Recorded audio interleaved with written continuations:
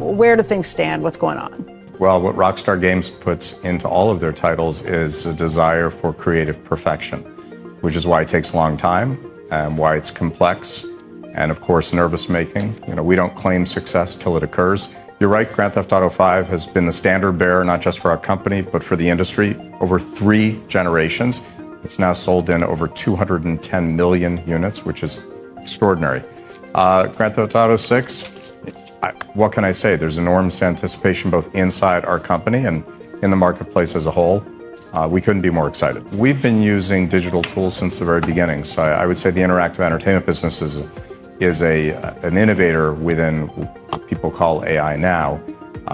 And I don't doubt that we'll continue to innovate. I think it's worth noting, though, that the genius is human, and the tools may be digital, but the creative genius is human. GTA 6 has been officially delayed to next year. And this time, we're not just dealing with vague windows or corporate jargon. We've got an actual, specific release date, May 26, 2026. It's like watching a slow-motion delay that finally decided to be honest with us. But here's where people start twisting things. Oh, so they delayed it a full year. Well, not exactly. If you're looking at it from the original late 2025 estimate, this is more like a 6 or 7-month delay. But yeah, if you're looking at it from today, we're over a year away now. So technically both sides are right, but let's not get hung up on that. What matters is GTA 6 was coming. Now it's not. And it's not just some internal push. This is official. It's on record. Rockstar's planting their flag in late May, and we're all expected to sit tight until then. Now, I get the disappointment. You hype something this big, you build it up for this long, and then right as everyone's getting ready for the marketing machine to kick in, they hit pause. But we've seen this pattern before. This isn't new. Red Dead Redemption 2 got the exact same treatment. It was supposed to drop in fall 2017. Then it got pushed to spring 2018. And then again to October. Sound familiar? So yeah, if you're sitting there thinking, okay, so GTA 6 is gonna end up being a fall 2026 game, isn't it? Honestly, you might be right, because that's exactly how Rockstar operates. They aim for spring, then push to fall to tighten everything up. It's not a bug, it's a feature. But here's the thing, I'm not mad about it. I'm really not. And I'll tell you why. Because Rockstar's not like most studios. They don't do crunch to launch. They don't ship broken games and patch later. They delay, they polish, they finish. It's annoying, sure, but it's also why their games end up feeling the way they do. Like actual finished products. And honestly, I'd rather wait 6 more months than get some rushed, watered down version just because they felt like they had to hit a date. That's what separates Rockstar from the pack. They're allowed to delay, they're trusted to take their time, and the end result is usually worth it. Anyway, that's where we're at. GTA 6 is officially not a 2025 game anymore. It's a 2026 game. And yeah, that changes a lot more than just our calendars. Now, I know what some people are already thinking. How is it still not done? Like, how does a game this big, with this much time behind it, still need more polish? Well, let's clear something up right now. GTA 6 hasn't been in development for 12 years. That's just internet myth. People love throwing that number around, but it's not accurate. Rockstar wasn't sitting there in 2014 with a whiteboard saying GTA 6 time. They were busy making Red Dead Redemption 2, one of the most detailed, high-budget single-player games ever made. That launched in 2018. Realistically, full development on GTA 6 probably started around 2019, so we're talking 5, maybe 6 years of full production. And that makes total sense for a game like this. This isn't a yearly franchise. It's not a cookie-cutter sequel. This is the game. The most anticipated title in over a decade. It has to hit. No excuses. And honestly, if we look back at Rockstar's history, this is par for the course. Red Dead 2 got delayed twice. GTA 5 also had its release date pushed. So for them to say, you know what? We need a few more months. And here's why that matters. When Rockstar delays something, they don't just slap on a few weeks and call it a day. They use that time. They refine. They polish. They tighten up systems that most developers wouldn't even bother looking at.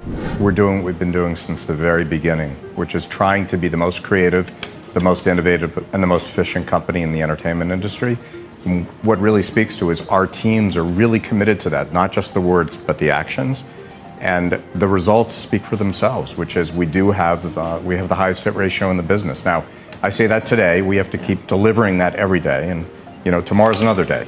There are no cut corners at this studio. If something doesn't meet their standard, it gets reworked. If something feels off, it gets rebalanced. That's why their games don't just drop. They land. Other studios, they rush things out the door. They cut features, scrap content, and then act shocked when people are disappointed. We've seen it 100 times. But Rockstar, they'll take the hit, they'll push the date, and catch the L in the short term because they know the long-term payoff is worth it. And listen, I'll take a delay if it means we get a game that's built to last. A game that actually works, actually feels complete, and isn't just a placeholder waiting for the next patch. It's rare these days. But it's not just about polish and finishing touches. There's a much bigger picture here, one that goes way beyond development. See, GTA 6 isn't just some new video game. This thing is a corporate time bomb. It's everything for Take-Two. Like, I don't think people fully realize how massive the stakes are. This isn't just about selling copies. This is about keeping an entire company's valuation afloat. Take-Two's stock price, investor trust, their long-term growth strategy, all of it has been riding on GTA 6. And the market, it doesn't like surprises. Up until a few days ago, the release of GTA 6 was baked into Take-Two's current fiscal year. That means investors were expecting a massive heyday this fall. And when Rockstar came out and said, yeah, that's not happening, boom, immediate stock drop. Investors bailed because in their world, time is money, literally. Now Take-Two is in damage control mode. They're out here telling shareholders, hey, we still expect multi-year growth, trying to calm everyone down, which, by the way, is code for please don't panic sell. But again, this is what happens when a game this big gets delayed. It's not just gamers groaning, it's Wall Street watching billions shift. And that's why this delay had to be calculated. This wasn't a panic move. It wasn't a surprise to them. They've been running numbers on this for months. If they're pushing GTA 6 to May 2026, it's because they need to. Not just for polish, but for timing. They're trying to line this up perfectly. And that includes console sales too. Think about it. If GTA 6 drops and not enough people own PS5s or Xbox Series consoles yet, that's lost revenue, especially with all the tariff and pricing chaos happening in the background. If new-gen consoles suddenly jump another $100 to $200 by the end of this year, which is very possible, that's a serious issue for Rockstar because a huge part of their install base might still be stuck on last-gen hardware. So what do? They buy themselves time. They give the hardware market a chance to catch up, the PS5 Pro to get in more hands, and consumers to upgrade. That way, when GTA 6 finally drops, it doesn't just sell, it dominates. Now here's where things really get interesting. This delay doesn't just impact Rockstar and Take-Two. It basically reshuffles the entire release calendar for late 2025. Let me explain. Before this announcement, fall 2025 was a no-go zone. Every publisher, every developer was circling around GTA 6 like it was the sun. Nobody wanted to launch near it. No one wanted to compete. It was the black hole of the release schedule. It would have sucked the oxygen out of the entire industry. But now, that window's wide open. So you better believe every studio that had something half ready and was thinking, damn, we can't drop this in October or November, is now calling up marketing and going, yo, change of plans. They've got a shot now. The monster's been delayed. It's open season. What does that mean? It means you're going to start seeing a lot of announcements real soon. Games you haven't heard from in months are gonna pop back up. Some stuff that looked like 2026 material, suddenly it's coming out Q4 2025. And that's not a coincidence. That's strategy. Because with GTA 6 out of the way, publishers are racing to fill that void. I wouldn't be surprised if something like Judas, which has been quiet for over a year, suddenly shows up in that slot. It looked pretty far along when they first demoed it. And with GTA 6 stepping back, that could be a prime time to launch something weirder, more experimental, but still high budget. Same goes for Mafia, the old country. It was rumored for late summer, but now, why not push it to fall and let it soak up some of that attention Rockstar just left behind? Even Ubisoft might jump in. Rumors are heating up about the Black Flag remake finally getting revealed. What better time to drop it than in a fall lineup that's no longer completely dominated? It's a domino effect. And what about Sony? There's talk that Horizon Online, which has been floating around in the shadows for a while now, was aiming for Q2 2026, which is hilarious because if they actually go through with that and launch another Horizon game right next to GTA 6 again, that would be the third time. First Horizon got overshadowed by Breath of the Wild, then Elden Ring, and now possibly GTA 6? That's starting to feel like a cursed franchise. Like, I love what Guerrilla's doing, but come on, you're begging to get steamrolled at this point. Anyway, this delay doesn't doesn't just affect Rockstar fans, it reshapes how the entire back half of next year might look. And I think we're gonna see that play out real soon. Alright, so let's talk about trailer 2. Because yeah, the rumor mill is going full throttle again. Word is, GTA 6 trailer 2 is supposedly dropping end of May. And apparently, that same rumor is trying to tell us the game's now targeting November 2025 again. Which, no, that part's already dead in the water. The release is set. Rockstar locked that in. That's not up for debate anymore. But the trailer part, that's still in play. Could we see something by the end of this month? Maybe. I wouldn't be shocked. It's been long enough since trailer 1, and with the hype train still speeding down the tracks, Rockstar could easily drop a second teaser just to keep the momentum going. But here's the thing. Part of me thinks they're gonna wait. And I mean like really wait. I'm talking August. I wouldn't even be surprised if they skipped the usual summer hype cycle entirely and just went silent. Let everyone boil in their own excitement. Let the mystery do the work. Because honestly, that might be the smartest thing they could do. They don't need a flashy E3 style campaign. They don't need a booth. They don't need weekly dev diaries or 3-month lead-ups. This is Rockstar. They could go full ghost mode, then drop a 90-second trailer out of nowhere, and it'd still break the internet in 30 seconds. And remember what Strauss-Zelnick said? Something along the lines of, "We think that excitement is good, and we're gonna let that excitement build." That stuck with me, because it's not just vague PR fluff. That's literally their strategy. They know people are desperate. They know we'll sit here refreshing socials, hunting for leaks, decoding file names from Take-Two's job listings like conspiracy theorists. And they love that. They're letting it simmer, slow burn, lid on, heat low. That kind of simmer. And honestly, if I had to bet, I'd say we don't see trailer 2 until August. Then they drop a proper gameplay reveal, maybe late September. Then boom, hype season begins. 3-month push to May 2026. It's clean, it's controlled, and it doesn't cost them a dime in marketing because we're all doing the legwork for them. And here's the fun part. They can do that. Like, who's gonna stop them? What's the internet gonna do? Riot? They don't care. Rockstar holds every single card. They've got the stack. Everyone else is just sitting at the table waiting for scraps. They could literally tweet 6 soon, and that would be enough to get trending in 50 countries. So yeah, a May trailer, maybe, but don't count on it. And definitely don't expect Rockstar to follow anyone else's playbook. So the dev behind Kingdom Come Deliverance 2, he's actually celebrating the GTA 6 delay. Straight up, he tweeted, "We're in with a shot. GOTY Game of the Year, baby." And I get it. When the Titan delays its arrival, everyone else gets a bit of breathing room. But let's not get carried away just yet. Because as I've said before, and I'll keep saying it, 2025 is not a chill year. It's not, oh hey, maybe we'll sneak in a win kind of year. This is survival of the fittest. We've got Split Fiction, a game I genuinely thought had a clear path to GOTY. That thing had early buzz, stylish gameplay, and just oozed cool. Then out of nowhere, Expedition 33 drops, and let's be real, a team of less than 100 devs basically slapped the entire industry in the face. The vibes, the mechanics, the art direction, everything about it felt fresh, like a reminder that you don't need $1 billion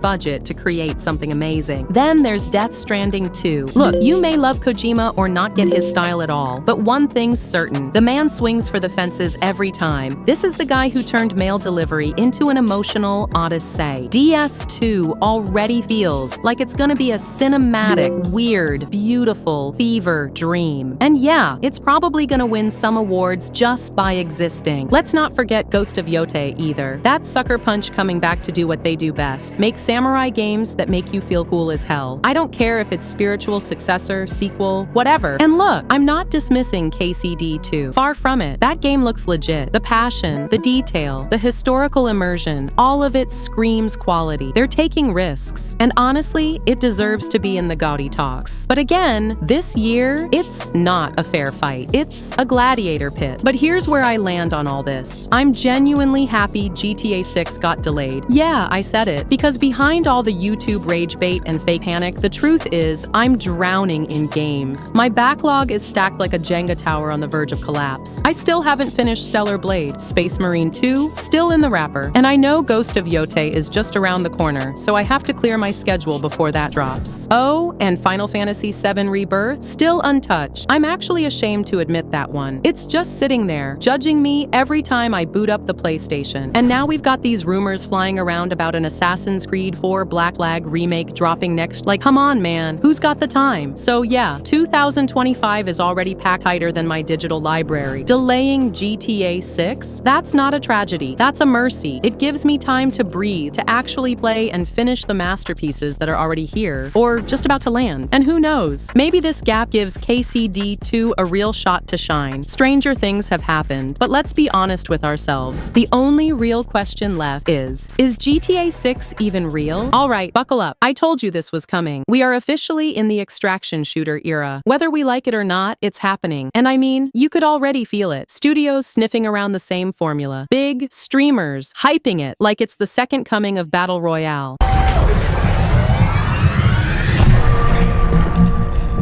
But what's wild is, this is just the beginning. The industry floodgates are opening. Now here's where it gets spicy. EA just canceled one. Yeah, EA. And not just any random project. We're talking about an extraction shooter set in the Titanfall universe. Let that sink in. This came from Bloomberg's Jason Schreier. EA laid off between 300 and 400 people, and around 100 of those were at Respawn, the team behind Apex and Jedi Survivor. That Titanfall-based shooter, internally known as Project R7, gone, axed. And according to sources, it wasn't even close to being done. Respawn straight up said they're stepping away from 2 early incubation projects, and R7 was one of them. So what's EA doing now? They're locking in Apex Legends and Star Wars Jedi. That's it. They're doubling down on what's already making them money. Apex is getting a 2.0 overhaul, and Jedi Survivor is staying alive because it actually sold well. No surprise there. And honestly, I kinda get it. Think about it. Every studio and their grandma is working on an extraction shooter right now. It's becoming the new Battle Royale, except somehow more crowded, more confusing, and way riskier. There's a belief, a genuine belief among execs, devs, streamers, that this is the next big thing. Like it's a guaranteed gold mine. But here's the thing, it's not. It's a gamble, a massive one. And EA just decided not to play that hand. And look, this whole obsession with extraction shooters, it's not coming out of nowhere. Big streamers, I'm talking names with millions of followers, we're all nodding along like, yep, extraction shooters are next. Battle Royale is done. The devs in the room, same thing. Everyone in agreement, like this was a prophecy written in stone. But here's the reality check. Just because Tarkov worked doesn't mean the genre is ready to be franchised out to hell and back. Tarkov worked because it was slow, intense, punishing, it felt different. It made you sweat. Now, everyone's trying to speed it up, dumb it down, make it casual. But what does that even mean? A casual extraction shooter? That's like asking for a chill heart attack. Thing is, publishers don't even care if the player base wants this yet. They think you'll want it once they show it to you. They're looking at PC players who didn't know they wanted Tarkov until they tried it, and going, let's do the same, but for console gamers. They're betting there's a hidden audience out there just waiting to get addicted to this stuff. They just don't know it yet. That's why you're seeing moves from PlayStation, from Bungie, from EA, and yeah, probably Ubisoft too. They're always cooking up 10 projects at once. They all want in early, hoping to plant their flag in the next Fortnite-style gold mine. But here's where it gets messy. This casual version of the genre they're chasing, it's not gonna appeal to Tarkov fans. It's too different, and it's not guaranteed to win over Battle Royale players either. So now you're in no man's land, building a game for people who don't even exist yet, hoping they show up when you launch. That's not a business model. That's a Hail Mary. And that's where EA probably went, yeah, we're out. They saw the writing on the wall. Maybe they watched the lukewarm reaction to Marathon, Bungie's own extraction shooter, and thought, wait, if they can't get people hype, what chance do we have? So they bailed. R7 is dead. They moved some devs around, but a lot just got laid off. Same old story. And it sucks, because it's always the devs who get hit hardest, not the execs who greenlit these hype dreams, the actual people building the thing. And this isn't even just an EA thing. BioWare's getting gutted too. Remember Dragon Age? The Veilguard? Yeah, they laid off most of the writing team. The companion dialogue and side quests got roasted, and now suddenly all those writers are gone. Coincidence? I don't think so. But now I'm like, okay, maybe Mass Effect might actually get a clean slate. And it doesn't stop there. EA also missed their financial targets with EA Sports FC. They're cutting 5% of their workforce. And last year, another 6%. They're shrinking. They're pulling back, cutting the noise, going all in on what already works. Apex and Jedi Survivor. Because here's the hard truth. Most live service games flop. It's a casino. These publishers are gambling, praying that just one of these extraction shooters hits apex levels of success, so it can pay for the other 10 that crash and burn. But they're starting to run out of chips. And yeah, it's kinda poetic. These companies want to make billions off you through loot boxes, season passes, cosmetics, gambling systems. And in the end, they're the ones gambling with billions and losing. It's a damn shame the people who suffer for it aren't the ones making the calls. It's the ones making the games.